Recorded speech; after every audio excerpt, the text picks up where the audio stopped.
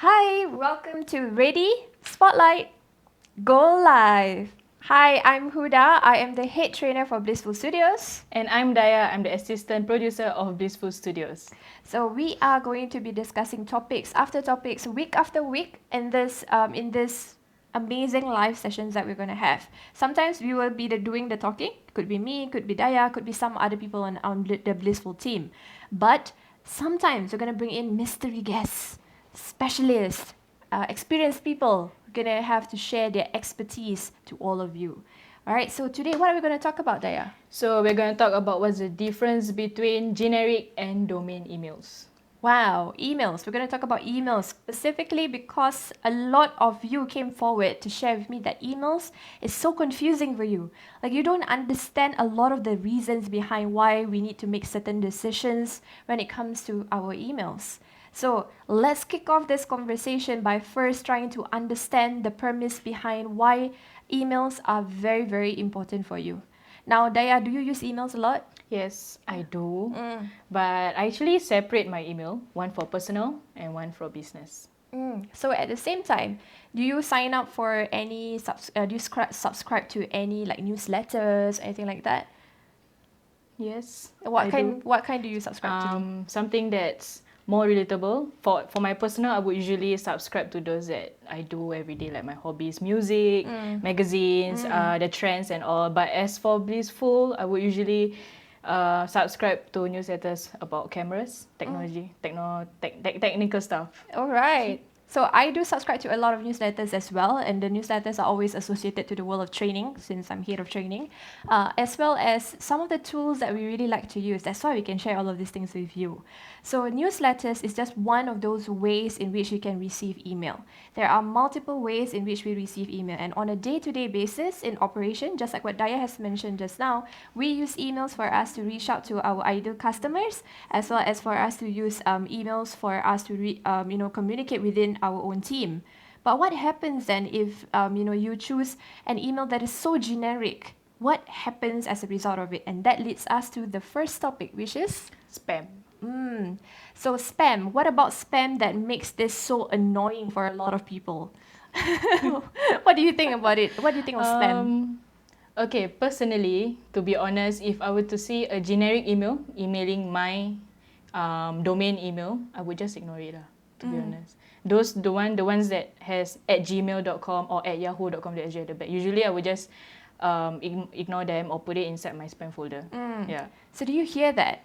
If you use a generic email, the most important perception or common perception, in fact, that people have is that if you're selling to me something or trying to promote me your business or your service and you're sending it to me with an at gmail.com, at yahoo.com, what else? At microsoft.com, outlook.com, I would suddenly, more of like quickly pass a judgment towards you that you may potentially be spam. Now, how does that feel? Running a business that you are so passionate about, that you are so serious about, or even trying to, maybe for some of you, trying to convince your supervisors and your bosses to move over to a domain-based one. Explain to them this. Tell them that if you have a generic email, it will more often than not be pushed over to spam. We've tried this when we first began our business as well, so we know for a fact that this happens. There are so many times where our emails get stuck inside the spam folder of our clients' inboxes. And here they go picking up the phone calling us, I did not receive your email. So we tell them, check the spam folder. And they say, ooh, it's there. So this is the kind of experiences they're going to get. And because that takes place, it does not make you look professional. That leads us to the second point. Yes. So if you have a domain email, when you email your customers with your domain email, your customer will actually feel more comfortable doing business with you because they feel like, oh, okay, this is by blissful.asia. Must be maybe Blissful Studios SG. I can search for their website easily. So yeah, that's how they feel like you are more well established and genuine compared to getting email from a generic email.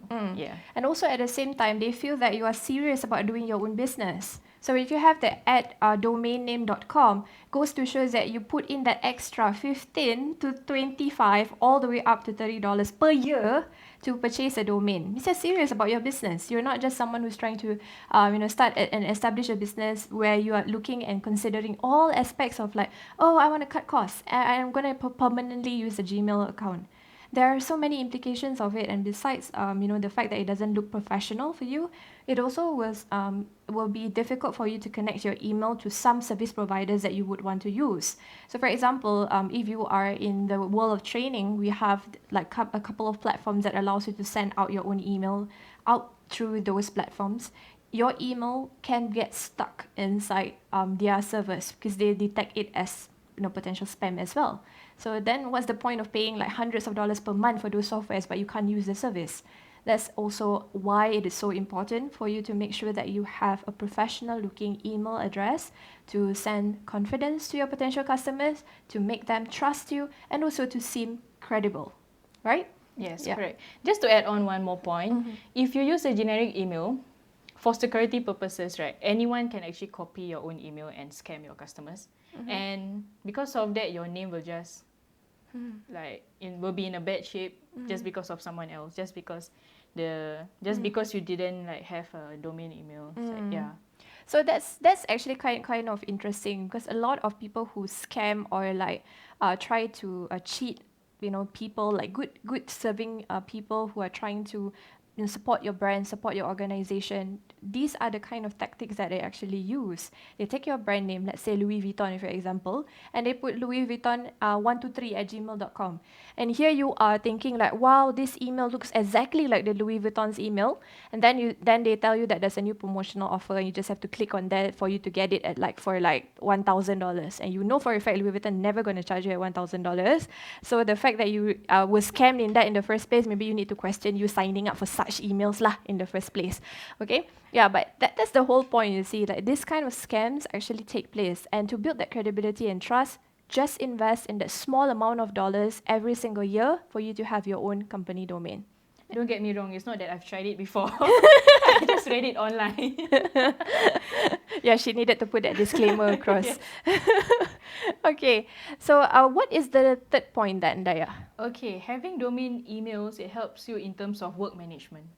They help you organize your emails actually. Like it separates your personal email from your business email so that you won't miss all those important emails from your clients. Okay, so that is a very important point. You see, when you have a Gmail account, right?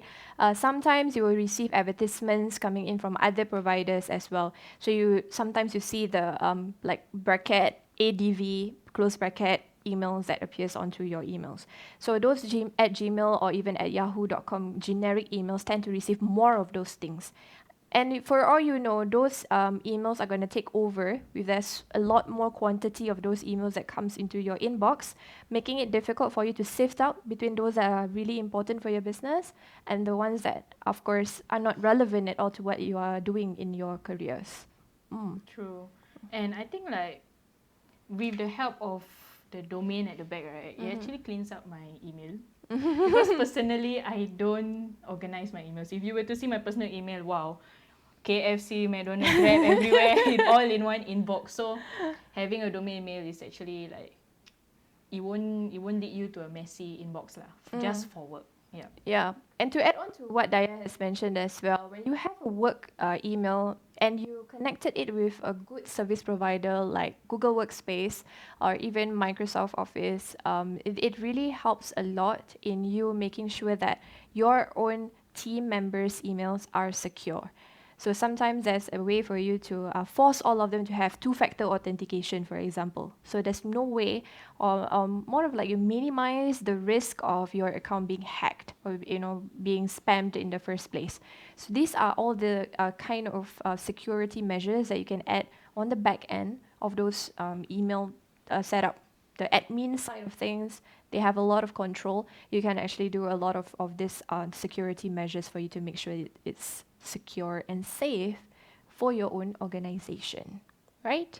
So speaking of Workspace by Google, Daya, you've got something you wanted to share with us? Yes, okay. So it is actually one of the easiest platform that you can use to set up a domain email. So basically, Google Workspace is an integrated workspace where it is very simple to use for you and your team. And I would say that it's something that with Google Space, Google helps you to like separate. Google helps you to like. Okay, sorry. I lost my train of thought. It's okay. Okay, Google Workspace actually helps you to tells you which task is important. So it actually helps you to lessen your time spending on unnecessary tasks, and it gives you more time to focus more on the more important tasks lah inside. That's how I would say. Okay. Yes. So right after this, Dayar is going to show you a quick demonstration on what the Google Workspace is like, how does it look like on inside, and what are some of the key perks that you're going to get if you actually change over to Google Workspace. First thing you want to do is, of course, go to Google Workspace main page.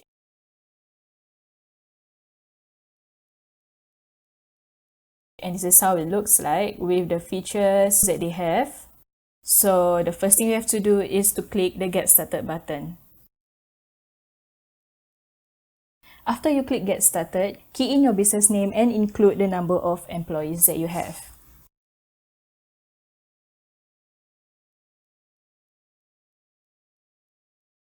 And click Next.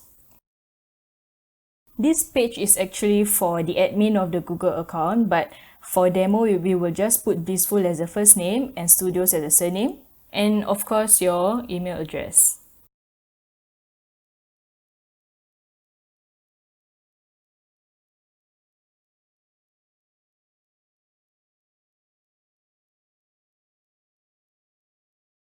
Once done, you can click Next. In order to have an account in Google Workspace, you need to have a domain. And for this demo, we have one, so I'll click Yes. And here, key in your domain name.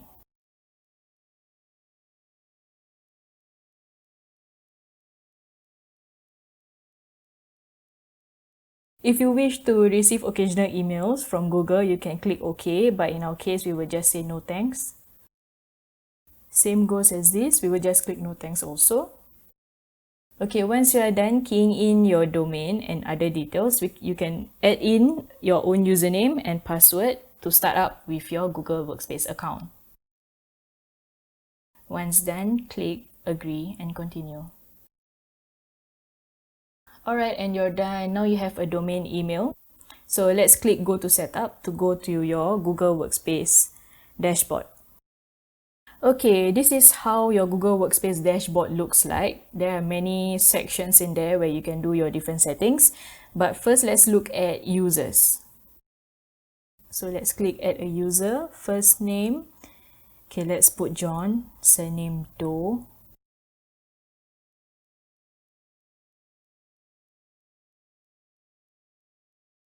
Okay, phone number. And add new user. Okay, and you can click Done. And click Done again.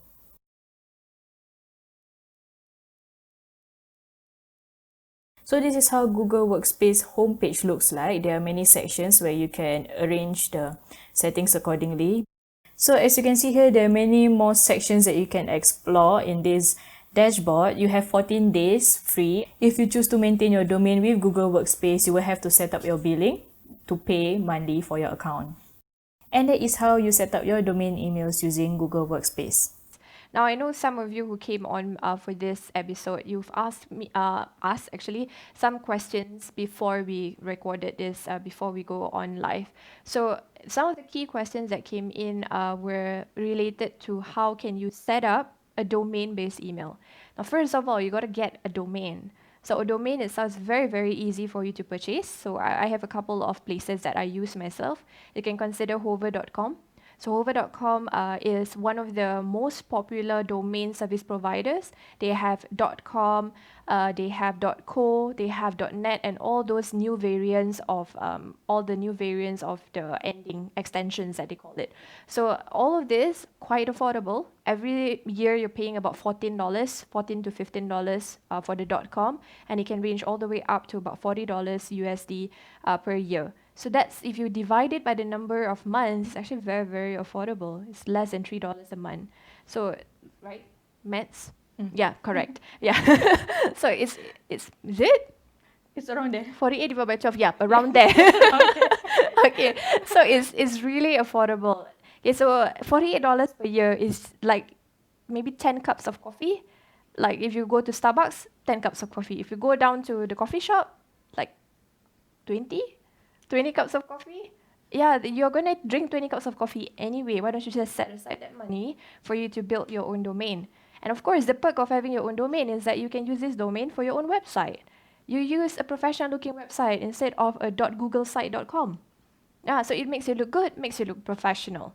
So this is very, very important. In fact, I would say that if you want to start a business, having this domain is the most important thing that you should have, is the top priority.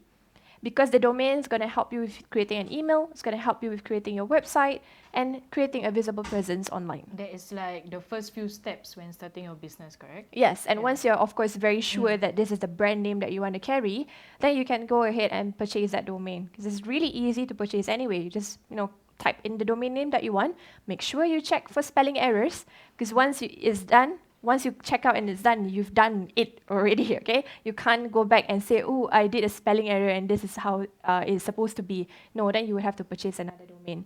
So check and make sure that it's accurate. So it's very simple. Simple, easy Yes, steps for you to get correct. started. Yeah. And 48 divided by 12 is actually 4. Yes. So because I said 40, so like, okay, so it's less than 4. Okay. Took her a while to calculate. I'm just looking at our phone right now because there were some questions that just came in. I wanted to just check to see if there's any one of you who have any further queries. Let me just check. Give me a moment. He asked me this question before. So let me just look at the question.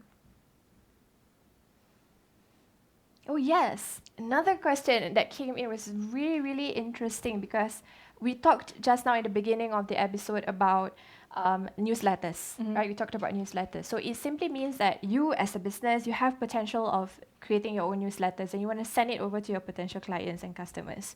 Now, if you use an @gmail.com account, some service providers like MailChimp or even like ConvertKit, they don't allow you to use an @gmail.com.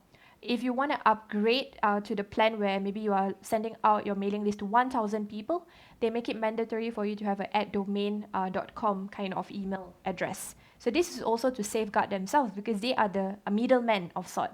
So they want to make sure that you are really who you say you are and you're not blasting this out to everyone. So another platform that we use here at Blissful Studios is MailerLite. MailerLite has an extra level of security to make sure that you clearly mention who or how did you access other people's email addresses. So it's just to make sure as well that you're not a scammer who's trying to, like destroy other people's lives and take their money. Yeah. So this is where it gets really, really important. When you receive a newsletter email coming from an @domain.com, of course, the person who's reading it will feel so much more confident to click on that and open it up. And even in the first place, if it's sent by an @gmail.com and you use those newsletter providers, right, you would tend to go into spam anyway. So you're not going to be reading, your ideal customers are not going to be reading those newsletters that you have created. So in other words, you may have been wasting your time all this while trying to reach a demographic or a market segment that doesn't actually read because they don't know you have sent it to them. So this is where it gets really, really important for you to have a domain-based email. Okay. Right, that's very interesting. So we can actually say that domain emails are not only for communication between customers and yourself, but it's also for you to be able to use a more professional software in order for you to move on in your business. Is that correct? Yes, that's right. And of course, there are even more applications available, which is we're going to reserve that for advanced topics in relations to emails. So, sometimes when you send a support email, you don't know how to, I don't know, you forgot your password, and there's no forgot password links anywhere on that location. You can drop an email, and then you receive like a ticket open, this kind of things. So all these customer support kind of things use third-party applications, or sometimes they build the application for their own team. So that's another topic for another day. Okay. A bit advanced. Don't want to overwhelm you with the knowledge.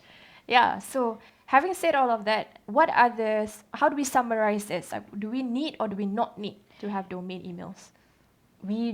Okay. For me, from what I thought, as a start, we do need a domain email. In the first place, we need an email for business. We need an email, but it is best if you have a domain email so that it gives you like first of all, first impression. Second is security. Third is more managed like among between you and your team. So it's very like organized. Yes, that's the word. So first impression, security, and organized. Yeah. So for me as well, when I first started, I mean, it's kind of like, let me count how many ventures that I've used Gmail as a start. Let me think. Three businesses that I started, I've used Gmail first. How long did I use it? For a good 3 months maximum. So I use it for the first 3 months as a means for me to test my idea. So if the business works out well, then I invest in the domain and I'll build my website.